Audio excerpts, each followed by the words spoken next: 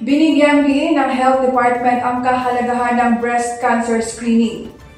Ayon sa kagawaran, maaaring magamot ang breast cancer kapag maaga na-diagnose at sumailalim sa treatment.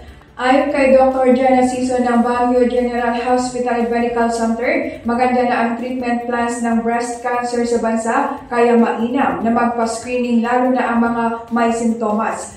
Kabilang sa sintomas ang bukol sa breast, pagbabago ng anyo o hugis ng suso, dimpling of the skin, nipple inversion, rashes sa nipple, discharge mula sa nipple, pamamaga o bukol sa kilikili, pananakit o discomfort sa breast, at pamumuo o pangangapal ng balat. Anya, kabilang sa risk factor ng breast cancer ang obesity, diet, alcohol consumption, at paggamit ng birth control pills.